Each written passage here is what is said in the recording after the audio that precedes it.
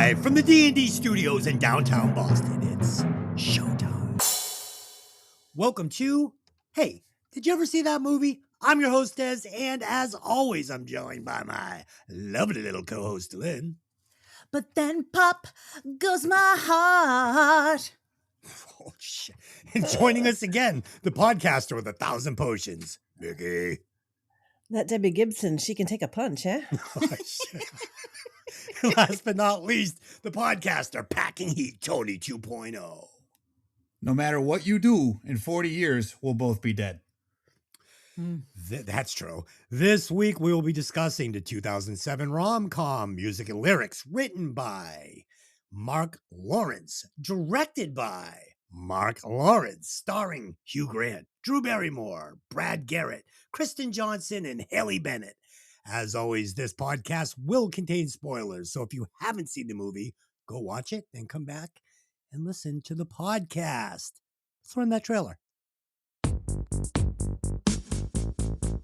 When you think of the biggest bands of the 80s, you think of pop. I said I wasn't gonna lose my head, but then pop goes my heart. Did you ever hear of the band Pop?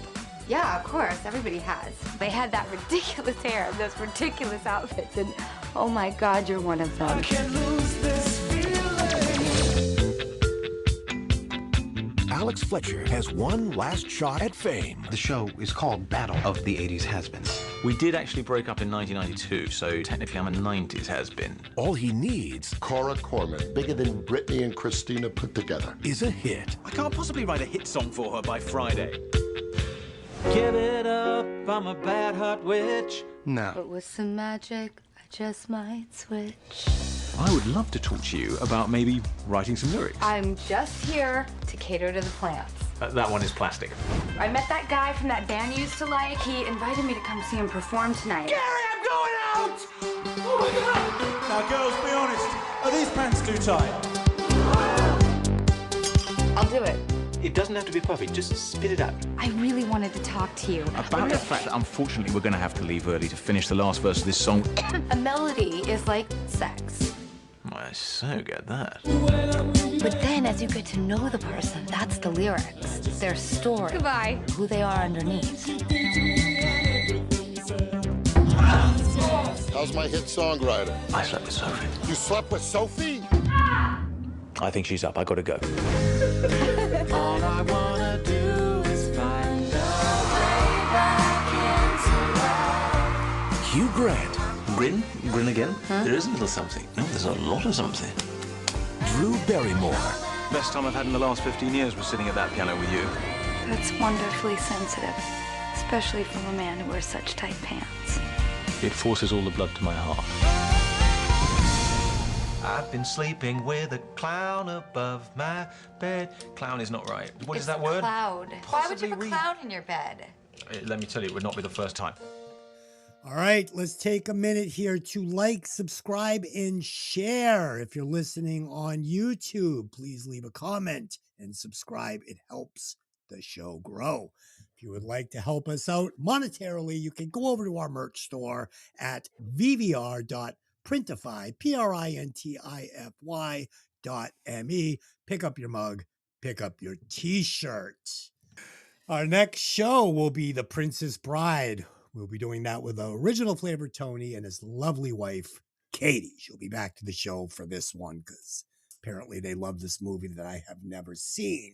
Oh, Des, it's a classic. How have you never seen Princess Bride? I not only have I never seen it, I don't know anything about it. All I know is it Yeah, sounds, because Matt Dillon's not in it. We all know why you haven't seen it. sounds fucking gay as fuck. I can't wait. Yeah, this coming from you. Okay, whatever. Okay. How was the Stone Age? That was amazing. That Let's do was some amazing. opening thoughts on this one. I'll get us started. So, music and lyrics. I thought I had seen it, and the wife tells me that I did see it with her, but I'll be goddamned if I put the thing on and didn't remember anything. So this was a brand new watch for me. So, Lynn, I know you saw it 'cause you told me you did.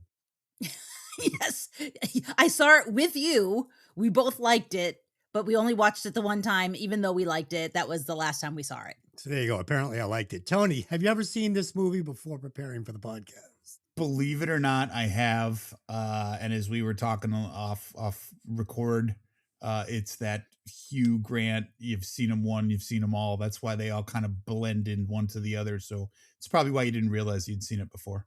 Okay. Yeah, no, absolutely. We're discussing it before the show. Hugh Grant always plays Hugh Grant. So, and he's damn good at it. Charming as fuck. It's so funny when you think about it. Do we all remember when Hugh got Grant got in trouble for being naughty with a prostitute in Hollywood? Oh, yeah. It's like now that would literally be like on the wind. It just wouldn't even like make a blip in today's news at all. Not only that, but help me. Didn't that help revive his career? Only because he was like kind of a has-been, and things are so screwy now. The more trouble. It's like a day in the White House now. Right. And what's his name? Paul Rubin getting caught jacking off in the dirty movie place. Who doesn't jack off in a dirty movie place? That's where you go to jack off in public.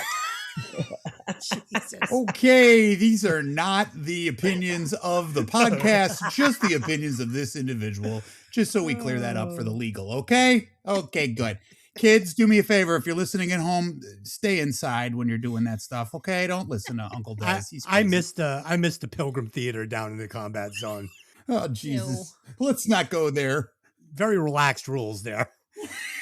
Rules? They didn't have any rules. All right. With a box office budget of $40 million and a box office gross of $146 million, this movie was considered a huge success by the studio. And Mikki, I know you saw the movie because you chose it. Yeah. Okay. Yeah. We're going to do a little something different for the Fast Five today, which Mikki had requested on our last podcast. So today, I would like to welcome you to The Price is Right. Hey, did you ever see that movie? 1985 Prices Edition.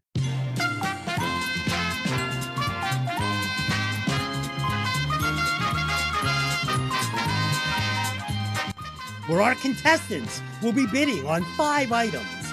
And the contestant closest to the price without going over will win the round. And whoever wins the most rounds will be the champion. I'm looking for 3 contestants. First up, Tony 2.0. Come on down. You're the next contestant on The Price is Right. Ba-da-ba-ba-da. All right, sounds good. All right, we're looking for another contestant. Mikki, come on down. Me. And we have one final spot left. We're looking for one more contestant. Dylan, come on down. You're the next contestant on The Price is Right. All right. Tonight, I will be giving you each one item to bid on, and the contestant closest to the price without going over will win the round.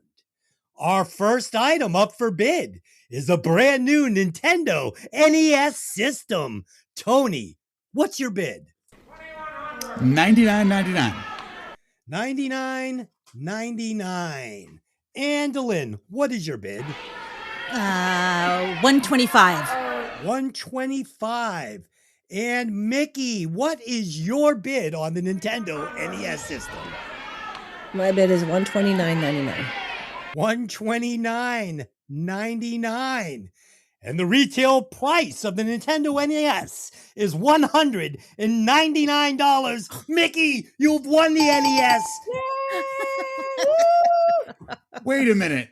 Wasn't this supposed to be 1985 prices? Yes, sir. That the is price in 1985 It was $1985. $200 in 1985? Yep, it had just come out. Wow. Okay, that seems like a lot, but all right, I got you. Our second item up for bid is a standard 11-ounce can of Aquanet hairspray. Mikki, how much is this can of hairspray? I'm going to say $3.89. $3.89. Tony. I'm going to go with $2.99. And Dylan. $1. And the closest to the Aquanet is Dylan. She hit it right on the head. $1. That's because she was buying the Aquanet in 1985. That's not fair. No question. No question. Good on you, girl. Good on you.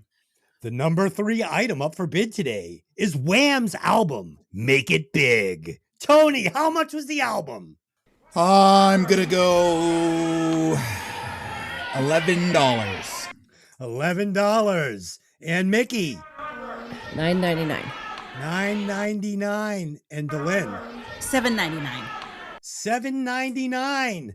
Delin, you have won the Wham album. The retail price was $8.99. Ooh, good call. Number 4 item up for bids. We've got a brand new Rubik's Cube. Mickey, what's the price on the Rubik's Cube? Oh my God. I'm going to say $29. That seems a little high. But okay. I A little. know. Tony, how much is the fucking cube? It's $10. $10. And Delin, how much is the $14.99. How much? $14.99. Fuck, the Rubik's Cube was $1.99. Tony, Get the fuck out of here. fucking Mickey said $29. She could have bought them all.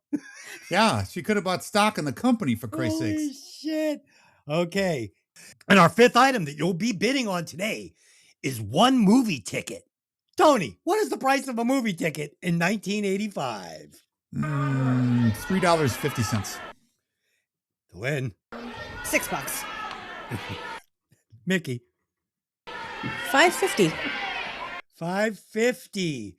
And the price of a movie ticket in 1985 was $3.55. Tony, you got it.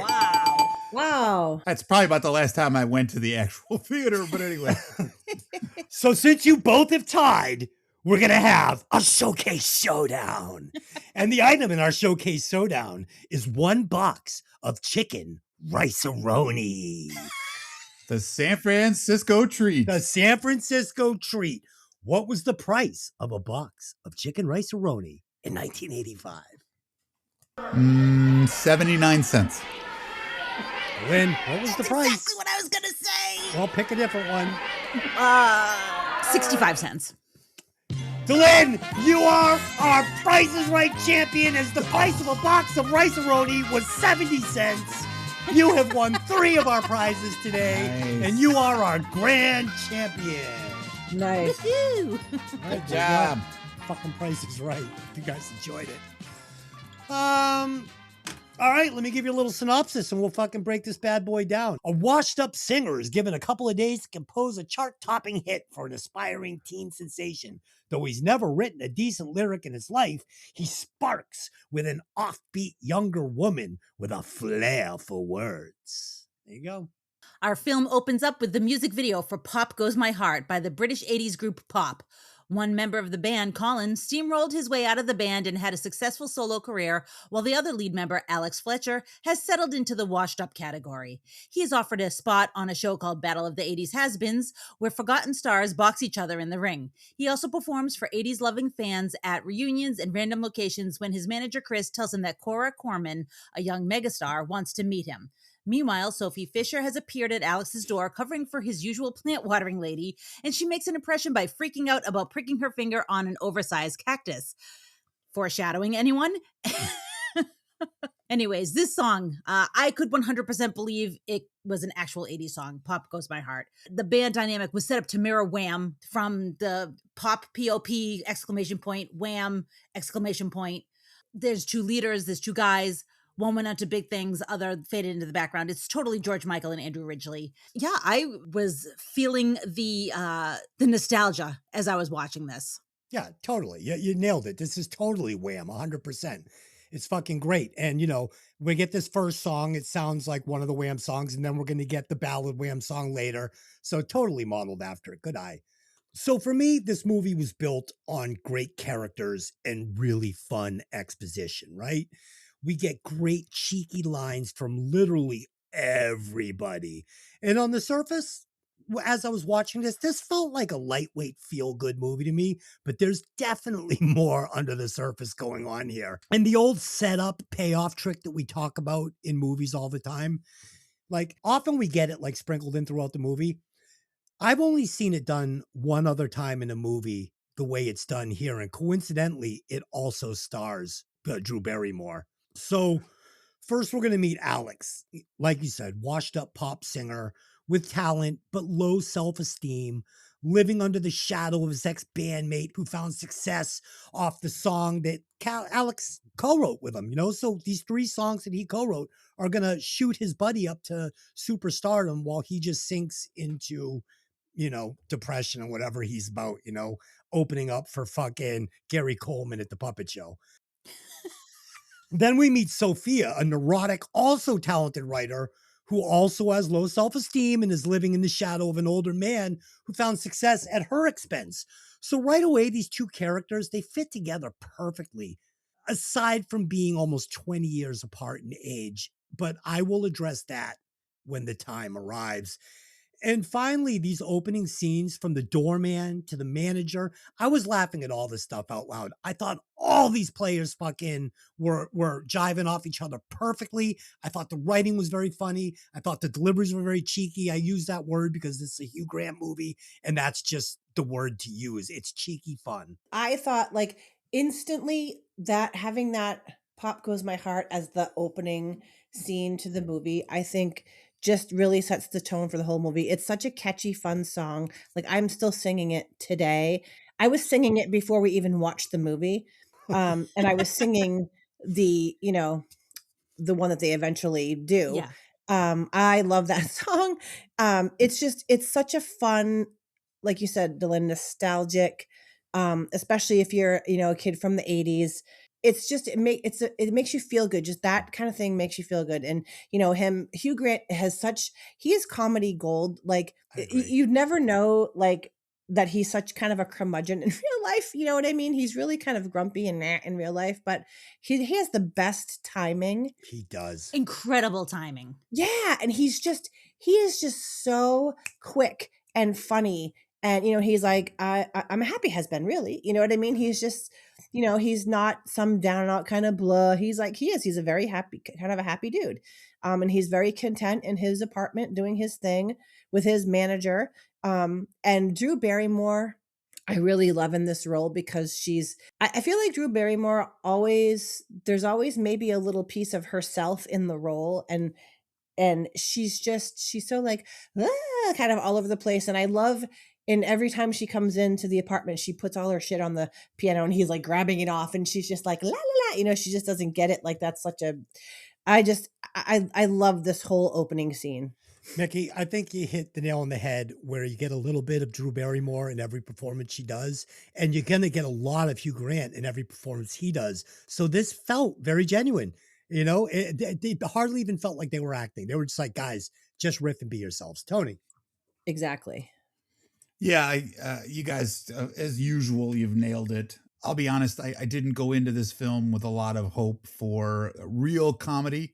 However, I did find myself laughing at several different occasions just because, as you guys said earlier, his timing is spot on. The writing, although not perfect, it just leaves the door open for so many great quips that he just is able to sneak in. And like you said, Des, it's almost like there's a veneer to this movie. And then if you look a little deeper, there's kind of that dark underbelly that gets alluded to. And, Definitely. as the joke goes about the music business, it's the last great form of white slavery. Because when you sign that record deal, you're literally owned as an artist by the company. You know what I mean? Oh, yeah. The entity that you're owned by. They basically tell you what to do, where to go. They figure out your money, and it's brought up several times in the whole idea that this guy, is working his rear end off doing these crappy gigs, and he's lucky if he knows that he's even made cash. Yeah. Because Des has talked about that a lot over on the music podcast about how these bands have this great phenomenal success and we know their names and we still know who they are today and they're penniless. Yeah. They got nothing. Like Skid Row, for instance, everybody was like, how are these guys broke? Because they signed a bad record deal and Bon Jovi and Richie Sambora took all of their fucking royalties. Yeah. And the sad part too is that a lot of these guys never even had an attorney look at it. Because they total pressure tactics. They catch them after a show. I love you guys. They're going to make you a big star. It's what they want to hear when they want to hear it. Sign here. I own you now. You're mine. And it, to the point too, like, I knew guys in the Goo Goo Dolls. They're from my hometown, and they literally got forced into a European tour with no billing, and they went from millionaires to literally flat broke, to the point where one of them had to sell his house because he had bills to pay. And he was Wow. basically living in a 1-bedroom apartment. So, and it is what it is, because it's the kind of thing where you don't have a choice. Your job is to do, your job is not to think. And sadly, that's kind of where they jam you. And granted, they were able to rally and do well with other stuff. Plus, it's incredible how far one single can take you. You know what I mean? Yeah. It's a good one. They had a bunch of hits. I love the Goo Goo Dolls. Oh yeah. Well, and I give them great credit too, because they started out, if you ever see, not to get off on a tangent, but I'm good at that. Their first record was a punk album. I mean, it's basically a hardcore punk album. And they were told, if you guys want to make money in this business, we're getting you off a Metal Blade. We're going to put you on a mainstream label and you're going to sell music for radio play. And that's the devil they sold their soul to. And then they did great. So good for them. Alex and Chris go to meet Cora, who loves Alex as his songs helped her get through her parents' divorce. Cora's manager, Ray, informs Alex that they have 7 other retro artists working on the same title, A Way Back Into Love, so they really need the song to be by the end of the current week.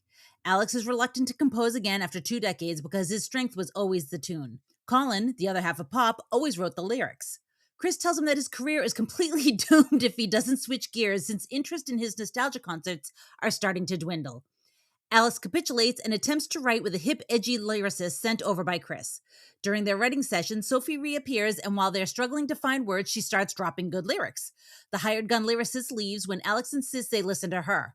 On a 48-hour deadline to write the song, he asks her to help him, but she refuses multiple times and leaves. Later at her sister Rhonda's house, Sophie tells her about the show Alex invited her to that night, and Rhonda insists that they go since she loved Alex Fletcher back in the day. So I really love the character of Cora. I think that she's got that oddly vapid pop star thing going on, and yet somehow even she is going to experience some growth, some character growth in this movie, which for like a silly little romantic comedy, that's interesting that this side pop star is going to have some character growth. Obviously, Rhonda is both myself and Mikki. If somebody told us that Duran Duran wanted them to write a song with him, we would drag them kicking and screaming and be like, you are going right now, and that is it. Tony, I'm going out. Bye, honey. Have fun. Call me if you need bail. I totally agree with you. And, in a lot of these shows and these movies like this, you're going to get a character like Cora, and they're going to make her hateable because it's just what they do. This character could have so easily been made to be some bitch, and they didn't do that. Like, for instance, that movie, Don't Look Up. Remember the pop star in that? Yep. We hated her in that. But they make her more of like a trendy, like kind of slightly vain, like girl with a good heart. And it totally works. And you have to like this character for the end of the movie to land, right? Yes. Yeah. Next, we get this great scene with this edgy lyricist going toe to toe with Sophie. And I love this character. It's just more fun, well-written banter, served up perfectly by these two actors. You get Alex in the middle. Well, what would you write here? And what would you, and you finish the line. He's like, finish it. I thought this was all great. I was fucking laughing out loud. I really liked the character a lot. Just more cheeky fun. And finally, we get the Alex Fletcher show. So first off, I love this fucking character, Rhonda, as well. I love every character in this movie. Doorman, all of them. But I love Rhonda. I love the way she handles her husband. I love the way she handles her children. Your father's coming in there, so shut up. They all keep going. And then I'm coming in. And it's fucking crickets. It's fucking awesome. Then she fucking bulldogs her way through that 40 plus crowd of screaming pop fans to the stage and like totally mugs Alex. Like physical comedy. I love this actress. She uses her size perfectly.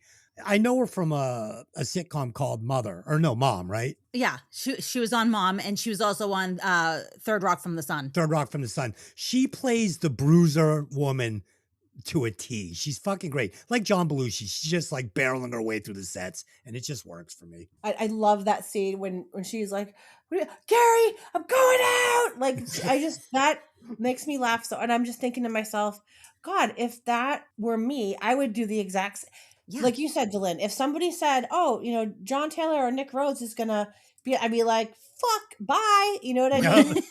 That's it. Gotta The minute go. she started going, Yes. I was like, oh, that's me. Yes. She's Yes. ripping her And then shirt off. oh my God. so funny. And then she's she just pushes those other women out of the way and she's in the front and she's just so fucking happy. She's just like in all her glory and you could tell she's like giddy with excitement that he's right in front of her. And then, when they're talking afterward and they're talking about, the song and how they're going to do it. And she's trying to get the picture taken. She's like, oh, someone could have sculpted us by now. Like, do you know what I mean? Her timing, like I said, everybody's timing in this movie was so good. I don't know, like it'll come up later, but doing the recast, like it was really hard to think of Yeah.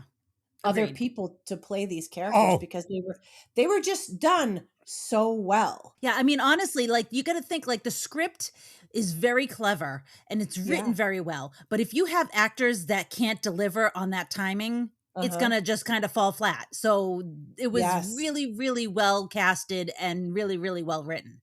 Yes, and I agree on Cora. Like you want to hate her cuz she seems like such a doof, but you just can't because there's something very beguiling about her. Like Yes. she's even though she's kind of vapid and I mean, she's cultural appropriation on the platter. yeah. I mean, yeah, come on. And she's doing that thing that a lot of, younger pop stars seem to do, at least back then, was use sex to sell everything and the sexy choreography and that, what did he say? Her last song was Welcome to Booty Town. Do you know what I mean? Like I believe it was Entering Booty Town. Let's get it right. Oh, sorry. But she's wrapping it up in fucking Buddhism, which is insanity. Right.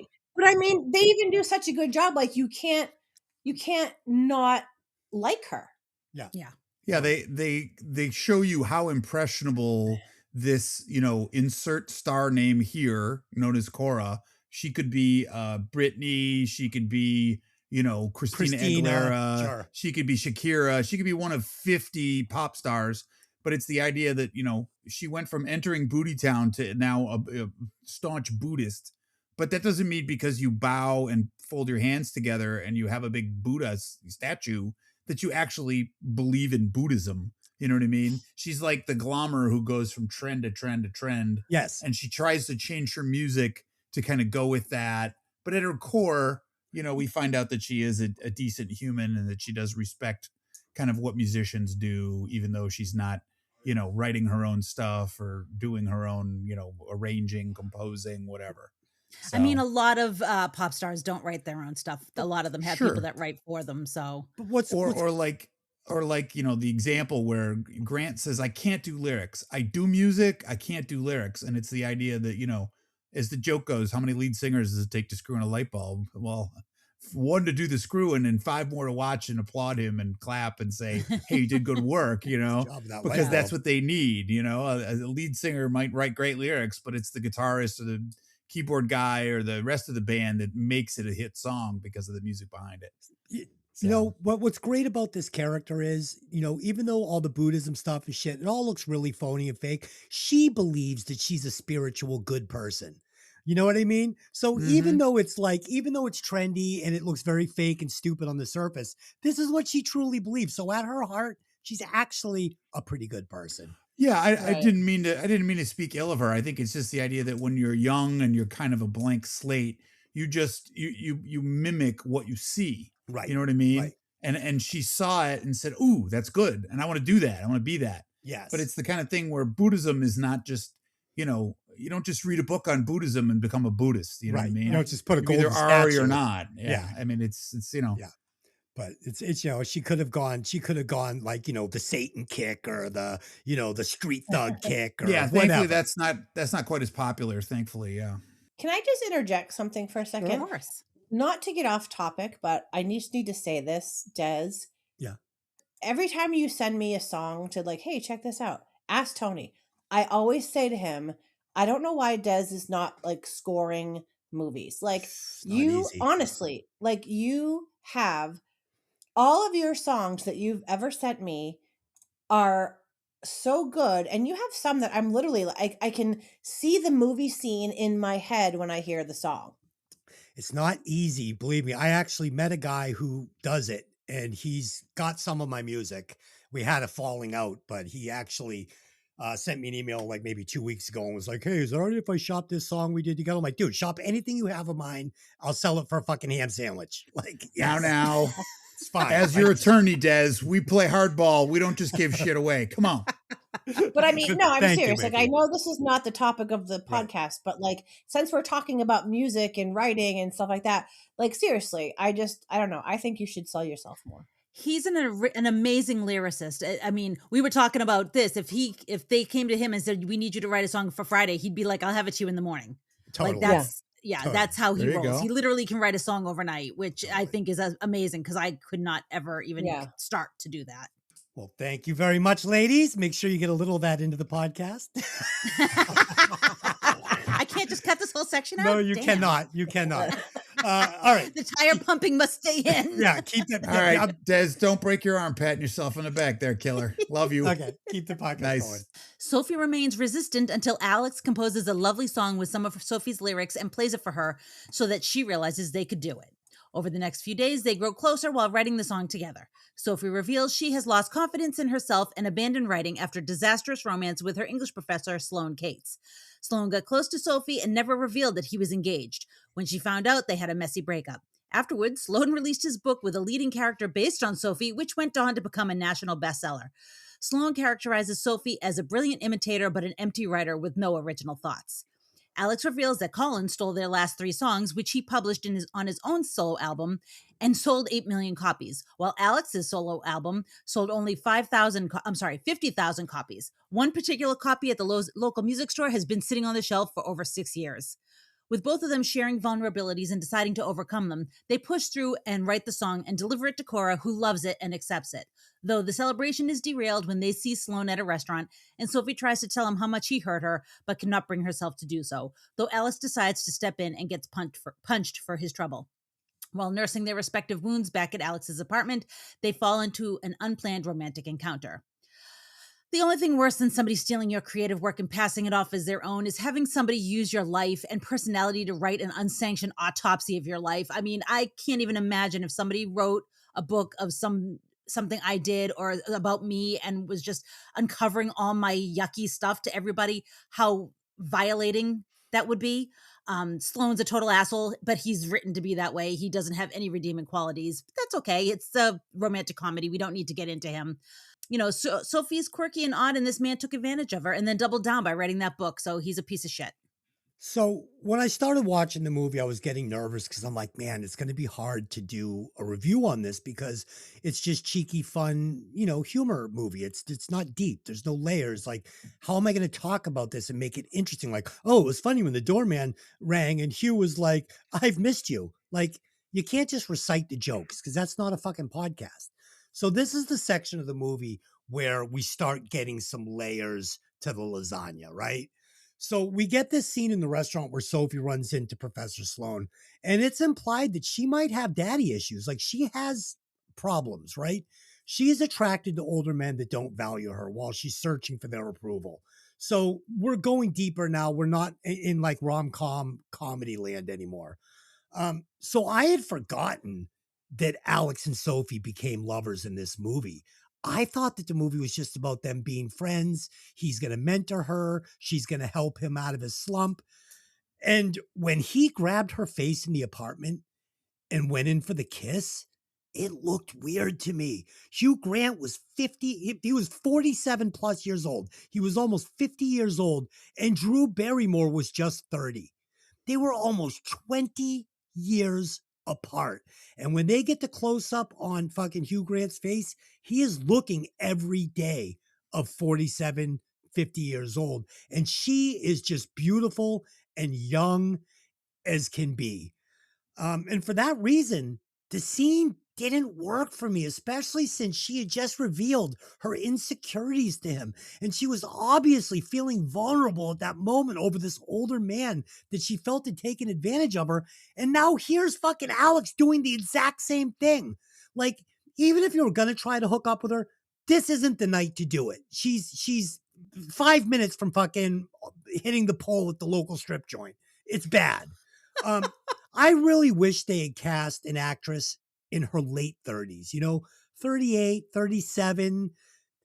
just someone closer to his age. And, I think that 10 years apart, a decade apart, like if the actress had been, let's just say 37, that's enough of a gap between the two of them where she might not have known who he was. Like I was talking about this with DeLynn, like the difference between kids that grew up in the 80s and kids that grew up in the 90s is fucking huge. Like some of these kids, they're like, oh yeah, Blink-182. Like these are the bands I listen to. Oh, did you ever hear of, Frankie Goes to Hollywood? No, never heard of it. Like that's what we would have got. Ultimately, it would have worked better for me. It didn't ruin the movie for me because Hugh Grant is ultra charming. And Drew Barrymore is so sweet and easy to fall in love with. But visually and morally, it was just a little off-putting to me. I don't know why they had to go that young and have the gap be that wide. Mikki, did it bother you at all? Did you notice it? I did notice it. To be honest with you, it didn't bother me because as a young girl, like I looked up to like Duran Duran and things like that. And I'm like, oh, that's what I wanted. Do you know what I mean? So maybe as a woman, it was a little different. I do think his kind of intentions or what have you, I don't think there was ever any intention of him just using her because she was young and hot and helped him write a song. Like, I don't think it was ever like that for him. And to be honest with you, I think if anybody was going to fight it, it would have been him maybe. And I don't know why I think that. I just feel like that's more like his character, but it didn't bother me as much as maybe it clearly bothered you. But again, because I'm a woman and as a younger girl, when you see older men like that in a band, like, Duran Duran or whatever, that's kind of like your fantasy when you're 14, 15 years old. Like she wasn't a fan. She didn't even know who he was. I think that's why it works is because she was ignorant as to his music career. So it's not that idyllic worship, that he's not like, this little teeny bopper fan wants to bed me. Not like like that, you know what I mean? I think his character is, he's not that burned out, retread, shithead musician who's at the end of his rope and hanging on, for dear life. Hey, that's hitting hard. Yeah, well, Des, give yourself a little more credit, brother. Come on. Put it this way, he's not his former bandmate. Right. Who seems like a total he's not the backstabber. He's not the evildoer. You know what I mean? That's why you need, Sloane in this movie is because there is no antagonist without this asshole. I don't know, man. You need somebody to dislike because all the characters in this film are really good characters. They're nice people. They're fun. I mean, Brad Garrett is the agent. Usually agents are assholes. Awesome. He's and awesome. What does he do? He follows him around like a puppy dog and he's his wingman, basically. Yeah. His right arm, He's always rooting for him. It reminded me of Jerry Maguire because it's like he's got one client and that's it, right? And it's his whole life. But it's the kind of thing where I think that it worked only because in today's world, nothing personal does. It's your opinion. Talk to us like what you thought, but it's the idea of I don't see 17 years as this insurmountable gap, especially when you're between 30 and 50. Now, if you're in your late 30s and you're talking to a 15-year-old, obviously there's an issue there. But I think it's the idea that you're right. There are some gaps between the generation that you grew up in, but that can be a good thing. You know what I mean? It's not like you want a carbon copy. If it's easy to talk to somebody who knows exactly where all your references are, but it's nothing against the film that what's happening. If I showed up to your guys' house for a weekend with my new 29-year-old girlfriend, you'd be like, Dad, you fucking hit your head on the way over here. The fuck is wrong with you? Let's put you in the time and in the correct carriage because now you're talking 30 years difference. A little bit more, bro. Come on. How about this? How about this? I am in my mid 50s. You're talking 17 years. So my 38-year-old girlfriend, that's not impossible to, that's not great, exactly, but it's not so bad. It's not exactly going to set the room on fire with scandalous chatter. I don't know. You know what I'm saying? 30 to 47 just Jesus looked off. Christ, you're such a curmudgeon, bro. Fucking expand your horizons. It just looked off. He looked like he could have been her dad. It was too much. This is coming from the rocker of the group. Like, do you know what I mean? Yeah. Like he's the arch liberal in the group, but hey, this is taboo. I'm old. I'm the guy who always dated age appropriate. That's what I am. Bullshit. You were cruising high schools. Don't lie. No chance. Just Never kidding. did it. Just In high kidding, school, folks. In high school. In high school, yeah. Yeah, Except he was going to the girls' school because he's not dumb. I have a killer van with a little bubble on the window, and I bet you high do. schools. And that high pile shag carpet in the back. Playing Whatever. fucking Billy Squire. Horrible rug burns, but anyway, we're not going there. Fuck. All right. I don't get out much. This is all I have. What do you Keep want? it going. Over the next couple of days, Sophie goes with Alex to his gigs and encourages him when Alex has doubts about his ability to entertain crowds. When Cora invites Alex and Sophie to hear her interpretation of A Way Back into Love, Sophie is horrified by her Indian vibe, sexually confident interpretation of their earnest song. Alex rushes Sophie out of the room before she can say anything and tells her he agrees that it's awful, but says that they need to accept it as the cost of doing business. Later at Cora's party, despite Alex's best efforts to block her, Sophie finally tells Cora that she feels the new arrangement clashes with the insecurity exposed in the song's lyrics. Cora says she's still going to perform it her way, but expresses appreciation for Sophie's honesty.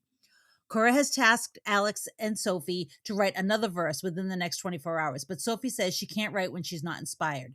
Sophie leaves Alex when she gets upset by his willingness to demean his talent and his claim that Sloane was right about her personality. The next morning, Alex meets Cora only to learn that Sophie faxed her the lyrics based on her conversation with Alex the night before. Sophie reluctantly attends the opening of Cora's new tour at Madison Square Garden, at which Alex and Cora will debut Way Back into Love. Upon hearing that Alex is singing a new song written by Alex Fletcher, Sophie, believing that Alex is stealing credit for her work, attempts to leave, but however, the song Alex sings is called Don't Write Me Off, his plea for Sophie to give him another chance. A touched Sophie finds Alex backstage, and he confesses to having successfully convinced Cora to drop the risque version of Way Back into Love in an attempt to win Sophie back. He and Cora perform the tune as he and Sophie intended it to be sung. The end of the movie is an homage to VH1's pop-up video, revealing that the song became a hit for Cora and Alex. The film version of Sloane's book flops with critics and moviegoers alike, destroying his career. Pop reunites for their induction into the Rock and Roll Hall of Fame, after which their lead singer Colin Thompson winds up needing a hip replacement, and Alex and Sophie go on to become successful partners both in songwriting and romance, with 5 more new hits. I love the end. I do. I think I cried. I did. I got a little misty there at the end. Not gonna lie. So did my husband. That wasn't why, though. Unfortunately, You're a liar. No, that wasn't why. And my wife knows why. Unfortunately, my wife is a nasty, evil woman. The reason was we lost a dog recently, and the dog we currently have was doing something that the old dog did. And that's why I was a little choked up. While the song was going on, it just hit you the right way. Well, yeah, he was laying in her bed and curled up in a circle like she was. And, she was my little girl. So long and the short, without being smushy and sentimental, that's what I was really watching. I wasn't really watching the movie. That's what a good pop song will do. So okay. So we get this little section where we get the feeling that Sophie is falling for Alex. And we are not 100% sure of Alex's true intentions, because he is very persistent on her finishing this song. Like, it's the number one thing in his, mind, and it's not the number one thing in Sophie's mind. So we're not exactly sure of his intentions. And it starts to feel like she might be wandering down the same road she went down with Professor Sloane. Like, it's starting to look like a slippery slope to me. Then we get this scene where Alex turns on Sophie ruthlessly out of frustration that she's not finishing this song. And he actually sides with Professor Sloane and tells Sophie that Sloane was right about her. Now, I understand why they have to have this fight so they can make up at the end of the movie. But this was a low fucking blow. And it had me hating Alex at this moment. He took her trust and her darkest fears and he threw them right in her fucking face. Like, this is very dark for this rom-com. This argument should have never gone there. He had her back. Sloane's the bad guy. Team us. Fuck him. And suddenly he's like, no, he's right. You're a fucking stupid little cunt. And fucking fuck off with you. Wow. Right? Yeah. I must have missed this part of the movie because I don't think there was anything like that in there, but okay. I wish the fight had just been a lightweight, superficial argument about the song. Like, she could have been like, something like, you're being a sellout, with our song. just like when you wrote your solo album. It's an innocent, insulting observation that is meant to open his eyes to the situation. And she does make mention of that later in the movie. And this would have just taken some of the weight off this. It was too much that he was siding with Sloane and It was a little throwing dark. and throwing it back in her face in her weakest moment. I didn't like it, and I didn't want to hate Alex, so I thought it was a misstep. They could have got to the same place without it. We get some more setup here, like Alex finding out that Sophie finished the lyrics and sent them to Cora despite his bad behavior.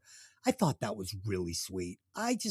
This character of fucking Sophie is just amazing, just like she is in all of her movies. Fucking Drew Barrymore is just so sweet on camera. It's stupid. And finally, we get the big Cora concert. And the director does an amazing job of landing this movie here. I'm going to get to it. It's something I've seen before, but really only once. First, we think Alex has cut Sophie out of the loop. Then we get all the payoffs we've been waiting for throughout this movie. They were setting things up through this whole movie and there were no payoffs. It was never paying off. I kept waiting. When is this scene going to fucking get its return? And it never came. Well, it did. It came in one perfectly written song from Alex to Sophie. We get lines about her killing the plants. I mean, it's written about the whole movie. So we're going to get payoff after payoff. We're right along. We understand the song. It's hitting us as hard as it's hitting her because we've been here for the last hour and a half watching it. It's fucking great. And it took me right back to the airplane sing and the wedding singer, where Robbie writes a song for Julia and wins her back after a fight. It worked there and it works again here. And she fucking played it almost exactly the same. You could have fucking taken her fucking 3 minutes of film out of that fucking wedding singer movie, slipped it in here opposite fucking Hugh Grant singing this song. It works perfectly. I fucking cried like a baby, and I didn't cry like a baby during Wedding Singer. So this one, it achieved that mark. It was really good. And finally, we get the reveal that Cora has agreed not to cannibalize their song. And we get this really nice feel-good performance between Cora and Alex. And, again, it just makes you love this character, Cora, that much more. It's totally redeeming. If you had any doubts about her at the beginning of the movie, they're all washed away now. She's fucking awesome. And then we see Alex and Sophia in each other's arms. And it was a very, very satisfying ending for me, despite Alex being old enough to be her father. I also think this works too, is if they had just kept this movie on the friend kick and they had become very, very good friends, and he had started to mentor her, and they do this song together, and then they have this big fight where, sure, maybe if they're just friends, then this thing works where he betrays her with the Sloane thing because it cuts her deep, and he's cut this friendship to the bone, and we're like, oh, I really wanted them to make it and be, partners and friends. And then, he does the song, he wins her back as a friend, they have the hug. I'm still crying, maybe even more, because I'm not like, why is this dirty old man banging fucking Julia Gulia? So there you go. That's my fucking thoughts on the fucking the final act on this. Mikki, final act. Was it beautiful? It was beautiful. And honestly, this is one of those feel-good movies for me. It's one of those, I have a couple of comfort shows. It's like, if I don't feel good, now I'll watch. Do you know what I mean? And I have a couple of movies, and normally it's stuff like Game of Thrones, but every once in a while it's like music and lyrics, where it's something, super cutesy and oogie. And that's what this was for me. I love that when when they go to the show and she's super nervous and she's like, Alex Fletcher, and she's like, here's a song written by Alex Fletcher, and you see Sophie's face just drop. And you're like, what a motherfucker. Because you think he's just going to take credit for the whole song. And then he starts off with a song. You're like, what the hell is this? And then, like you said, he starts talking about the plants and all this other stuff. And you're like, oh, he is a good guy. You know what I mean? It's, I don't know. It's oogie. It makes me feel oogie, and I like it. It's I want to grow old with you. Even let you hold the remote control.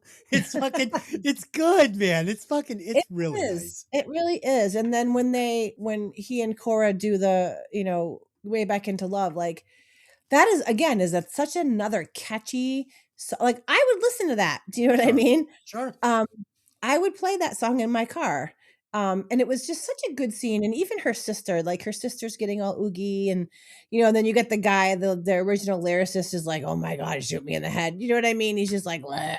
But Mickey, you know what was so nice about that too is that we What? see Cora grow as an artist. She realizes Yes. she doesn't have to shake her ass to get the Yes. fucking, to get the respect. She's actually getting more respect off her voice and being genuine for a moment. And I thought that was a Agreed. really neat character growing moment.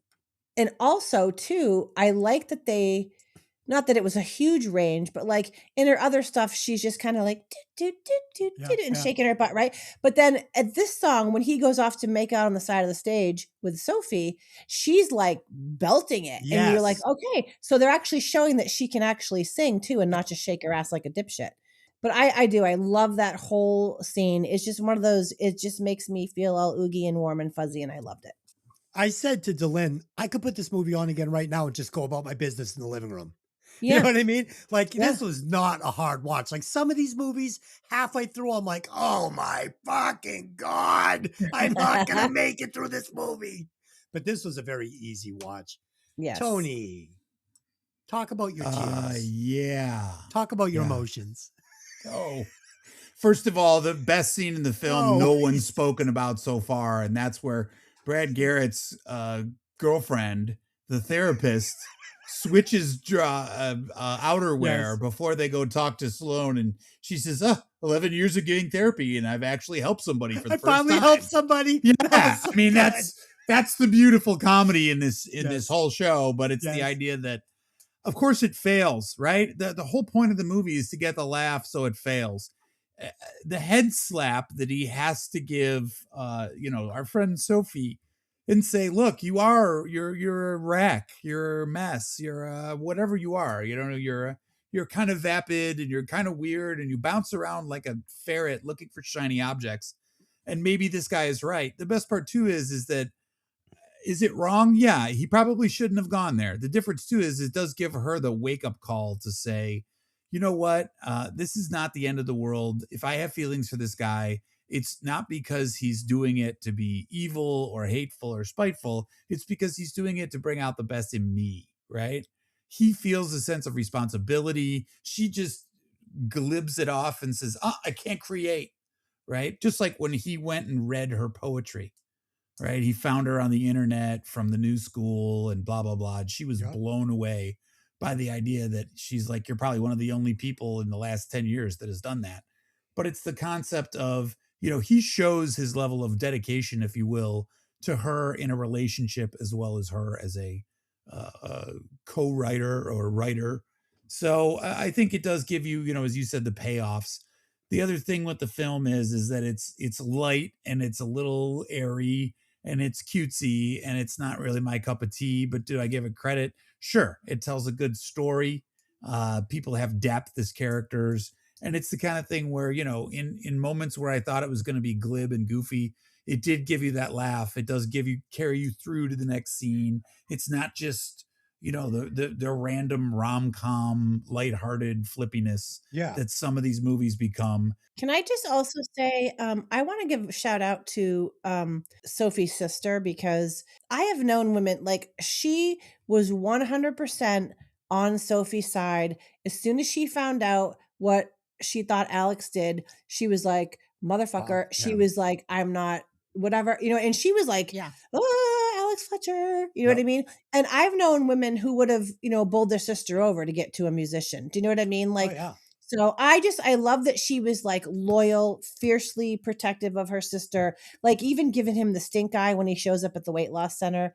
I love that. I love that too. Mickey, these are great characters. You care about all of them. And for a movie that literally, I mean, this is like a little cup of fucking chocolate pudding. Like, this is not a 7-course meal. We're not watching Good Will Hunting here. So for us to care about these characters, Yeah. that just is a testament to how good these actors are, how good this writing was.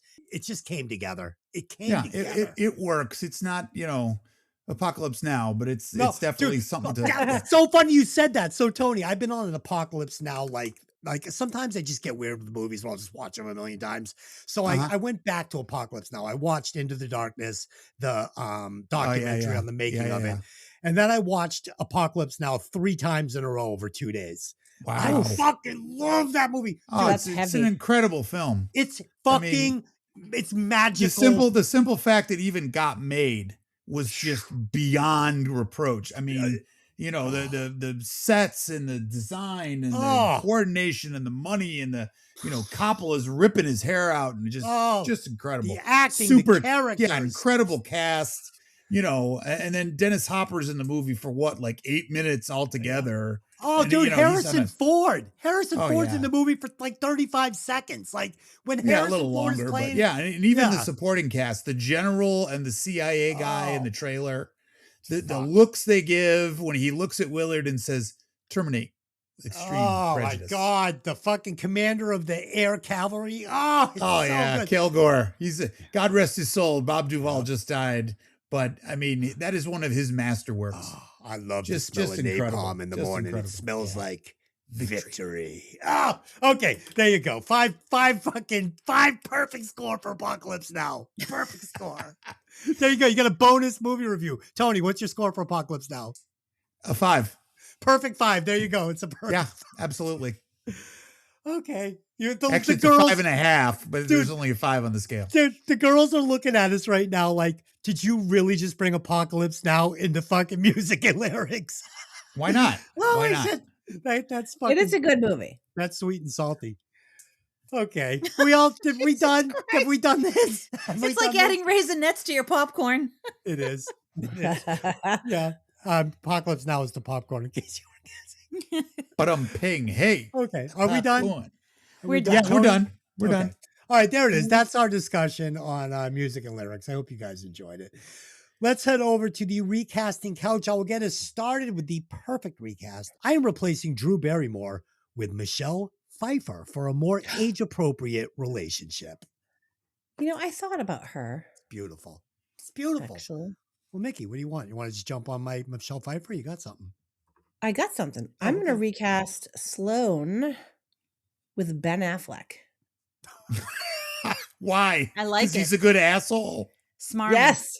Yes. Ben Affleck. What Fucking about Kelsey? smarmy. You got to about- say it the right way, girl. He's fucking smarmy. What about Kelsey Grammer? Oh, no, yeah, no, no, he no. would be good So too. I had Ben Affleck was my initial immediately thought of Ben Affleck. Like almost like his character in Gone Girl. He's kind of like, you know what I mean? But the other person I was thinking of would be Christian Bale when he gets like his Yeah. Patrick Bateman voice. That's the one. Like, Yeah, That's there's the you know one. what I nothing. mean? There's nothing that guy can't do. That's the one. It's Yeah. Christian Bale. Yeah. That's Yeah. the pick right there. I think Ben Affleck's a little too dumb to be a professor. I don't know. How about this? That's the only recast you put in? Yep, that's the only one I have. Oh, Tony, girl, go ahead. come Recast on. the whole movie. Let's hear it. All right. I'm gonna move good old Hugh out. Not that he didn't do a credible job. He does a great job. He's the glue that holds this whole movie together. I wanted a little more classic. I went with Daniel Day-Lewis. I don't know how his singing or auto-tune is, but nobody could do worse than Hugh, who's not a singer, but he fakes it pretty well. And then I went in the other spectrum, Des, because I'm robbing the cradle, and I took Anna Kendrick for our friend. Yeah. I kind of like Because that. It's all about perfect pitch, Yeah. baby. What the fuck? All right. I want somebody who can actually sing, so Sure. we'll go No, with that's her. fine. That's fine. To Lynn. I only recast Sloane, and I recast him with John Cusack because I think that Really? would have added. Well, because I think that he could do that smarmy kind of. Yeah. I think he would No. add a little something. No, it's the other guy. Yeah, It's I the don't- other I guy. don't, I don't No. see John Cusack No, as being me evil neither. ever. It's the bad guy from Less Than Zero. Who's the drug dealer from Less Than Zero? Is it James Spader? James Spader. James Spader's the guy. James Spader's the guy there. James Spader during his Less Than Zero days. Yes. 'cause Yes, Now yes. he's more rotund, but gotcha. That's great. As if we'd end the movie like that. Sure. Let's do the Scooby-Doo ending. Good call.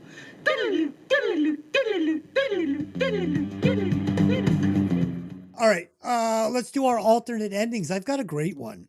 So Of course you do, Julia and Robbie Hart break up. and Julia changes her name to Sophie and Wait a takes the minute. songwriting ability she learned from Robbie and moves to New York, where she meets Alex Fletcher and writes A Way Back into Love, and they become a Grammy-winning songwriting team. The end.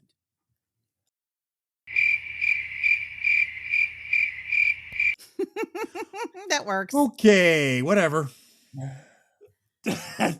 Lynn? I got one. All right. Do it. Okay. So the movie ends just as it did. But in the postscript, when revealing what became of everyone, Sophie not only wrote several more hit songs with Alex, she also both wrote a rebuttal to the Sally Michaels book and a self-help book for women struggling with patriarchal nonsense. Both of them went on to be bestsellers and movie adaptations that became award-winning. Period. Yeah. Nice. Sophie. I'll go with that. Do either of you guys want to take a stab at this, or we end this thing? No. Okay. I don't want to take a stab at it, but I think that the only cool part of the whole Sophie kind of diatribe with Sloane is that she is the only person who knows the situation. And it's almost like hate in a box, because it's the idea that she cannot run to like the press or go on a talk show and say, I'm really the character in this book. Because of course he will deny it. And, it was an affair, and it was, he lied, and it's his reputation, and he'll sue her and all this bullshit. So I actually like the fact that although she was torn up about it, and maybe rightfully so, it's to the idea that it's a shitty part of her life that's entombed in herself, if you know what I'm saying. It's not like she can go and voice this and scream at the heavens and get retribution. It's something she just works through and becomes a better person because she's overcome it, if you will. You know what I mean? So I love the fact that you're going to say, not only was his film debut a flop because the movie turned into dog shit, as a lot of good books do, but it's the idea that I can now, come out and kind of expose this and make something of it myself that made me a better person because of what I experienced. I wish somebody'd write a book about me, good or bad. I'd buy it, be like, hey, this is about me. All right. Final you write thoughts that. You write that book every day, bro. Come on now. I do. I do. Every day I write the book. That's Elvis Costello. Every day I write the book. It's like survival. Okay. Final thoughts and rewatch. So you've heard the song. Good. I have. I love that song. It's in Wedding Singer. It is. Is it? Along with many songs that I love. Nice. Obviously, as we heard from your alternate ending, we know this, so we're good. Hey, it's no entering Booty Town, but it's pretty damn good. If you guys would like to hear us talk about The Wedding Singer, we did do the episode, and it is in our archives. We did that one with Mikki. Along with many other great And films. I believe Mikki and Dylan sing at the very beginning of that one. Did we? Do we? Yes, terribly, completely out of time. It's no, really their harmonies are dulcet. If nothing else, go check. Oh, they started at different times. I think I was like, go. And then I did Greg. Oh, I went kind of Greg remember that Guglia. now. Yeah, remember when They Greg die in goes, that all movie. right, we all know the words. We all know the words. China Girl. Yeah. Oh, baby, shut yes. you mouth. All right, Yes. shut your mouth. We all know the words. There you go. Final thoughts and rewatch score. I love this flick, despite a couple of missteps. I think this is a great movie with a lot of heart, a lot of laughs, tied up with a feel-good cry at the end. So for me, this one gets 4.91. I thought it was really good, solid as fuck. Wow, Yeah, it's that's high. up there. It's high. It's high. But I 491. really This like is it. no Neighbors, Des. I don't know what you're talking about. Neighbors is a perfect movie. Up there with Apocalypse Now. Yes, we Well, know. here's the other thing. I honestly believe this was a low 4, and I also know that at least one of our 4 panelists is going to torpedo this thing. So I want to make sure it doesn't hit the fucking skids. Here's the deal. Here, I'm gonna offer this to you. With Mikki and Tony, if they agree, we can redo Neighbors just so you can see that it's not just me that torpedoed that movie, because they're going to watch it and they're going to be like, this thing is a piece of shit. Dylan, fuck it is. I can totally respect your tearing Neighbors apart, because like many of the films that our friend Des Damage loves, they are truly cult classics at the very best, and they are just dog shit on film at the very worst. This is John Belushi. I know. Doesn't matter. I know. And Dan Aykroyd. It's an and they're ensemble primes. of excellent bit players, but it is a shitty premise, a generally poor film done on a No. low budget No. that doesn't really Yeah. hit any high marks Oh. in cinematic history. Ah, Okay, I but can't I disagree still more. love it because it is what it is. You Okay. didn't even Fucking know what a amazing. capon was. What's a creepin? All right, Mickey, score this bad boy. I love this movie. I'm gonna give it a 4.95. Oh. Wow. Just gonna sing it. Apocalypse Now. I like it. All right, Delin, what's your score? So I go a little bit lower. It's don't get me wrong. It's a ton of fun. I loved it. I had a fun time watching it. It is cotton candy. It's a snack. We're not talking, there's no meat on this sandwich. It's just It's it's Not fun. Apocalypse fluff Now. and butter in your peanut butter sandwich. It's a fluffinata. Yeah, absolutely. That's what you got here. So, I can't go into the fours with it. I just can't. That's not fair. But I will give it a 3.99. I'm right on the doorstep of a 4. Nice. So Delin has a traumatic childhood memory that I've heard 1,000 times. She had to go to camp and her mom packed her a fluffernutter sandwich. No. No? No. It was not I love fluffernutter. My mother okay. packed me a cream cheese and jelly sandwich. That's right. That's right. Summer Cream camp. cheese. Summer camp. Uh-huh. Hot. Yeah. So by the cheese and time I jelly. got to this thing, The cream cheese is nasty. just Wait, Ooh. Is there any season where a cream cheese and jelly sandwich is good? I don't on Wonder know. Bread? I didn't eat it. I was so traumatized by it to this day. Dude. Just the thought of it makes me gag. I don't I know. have heard this Ugh. story so many times. Like all the other kids were pulling out like their ham and cheeses and their Turkey PB and J's. cheese. And Lynn's like, "Ooh, what do I got?" She reaches in her bag and it's fucking cream cheese and jelly. Oh, it's so gross. I have never even heard of a cream cheese and jelly sandwich. I don't know Never what mind she a was cream thinking. cheese and jelly sandwich at a summer camp. I I hate think to tell you guys, but sometimes mom has to make lemonade out of fucking Yes, lemons. this is what I so think that's happened. what mom did. You know what I'm I saying? think that it was probably the money was tight that week, and she was didn't making get to do the with what store, she She had to had. make a sandwich, and that's what she made. What are you gonna I mean, do? I much rather would have just had plain peanut butter, but You know what I And would I get? just- I would Ugh. get that sandwich and then a story about starving kids in Africa. Shut the fuck up and eat it. Yeah, or And just I would the jelly. say I will mail the sandwich to those kids to save their lives, and then I would be beaten. I would rather just have a jelly sandwich. yeah, There you me go. too. Cream Yeah. cheese does not belong on a sandwich. No. Oh no! If a sandwich is a round thing called a bagel, of course it belongs Oh, on it. That's well, no, fine. yeah, no. Yeah, no. If it's We're not got, talking like, white you know, bread. We're talking if Wonder it's- Bread, cream cheese, and grape Yeah. jelly. If It it's was got like disgusting. salmon, if it's got like salmon and capons on it, Jesus Christ, capons? Not You mean capons, capers. Capers. yeah. If it's got salmon and It capers, doesn't have a small chicken on it. if it's Now got this some motherfucker lox, wants to be at a Michelin star Capone? restaurant, for Christ's if it's sake. got a, Do you have any lox and bagels? all right, Why? Tony, it's up to you. Where's this All fucking right, thing gonna land? look, I think Delin hit it on the head. This is the cotton candy. I got a fucking cavity. Did I hate it? No. Did I love it? No. It's a 2.55 all day long. It entertains but does not impress. I like the characters. Other than entering Booty Town, I thought it was a good kind of score. But it's not anything I'll ever really return to unless I'm kidnapped by terrorists and they make me watch this movie with a gun to my head. But I enjoyed it. All right, so Lynn, add it up. Where does it land? It's going to be too high. I can already tell you this is too high for this. This is going to be a company it does not belong in. When I tell you the movie that's underneath it, you're gonna have a fucking aneurysm. Oh God, don't do it. Apocalypse Okay. Now. Talk not yet. We haven't So done it comes in at number 44. Okay. It is right below Starship Troopers, which okay. Oh no. It's right above A Clockwork Orange. Oh, bullshit. boy. This is better than Clockwork Orange now. Okay. Okay. Well, Des, you did it. You gave it a 5, basically.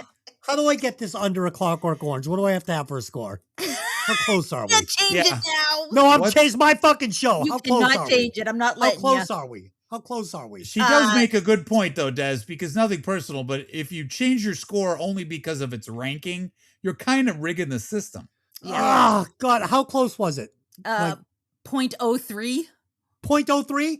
Yeah. So if I come in at a Straight up 4.9, yeah, it'll probably be fine. 4.01, does that get it done? I don't know. Hold on. I've already done the math here, kid. can't fucking have this above fucking A Clockwork Orange. I'm sorry. Can't even have it below Starship Troopers, for Christ's sakes. I'm sorry, but Rico says no. What did you do? You did a 4.91 or 4.95? 4.19. No, you did a 4.91. No, I did 4.19. It's on my thing. Well, then that's my bad. Oh, hold on. Oh, so there you go. All right. The lie detector determined that was a lie. So okay, hold on. Let me redo it. Let me redo it. Just redo it. Okay. You did a 4.19. Mickey did a 4.95. I did a 3.99, and 2.5. I'm the simple guy here. Divided by 4 is 3.9075. So hold on. That's actually a good score for this. I've got the new place. Okay, so it comes in at number 55 with a 3.9075. And that lands it right below National Lampoon's Vacation and right above Deep Rising.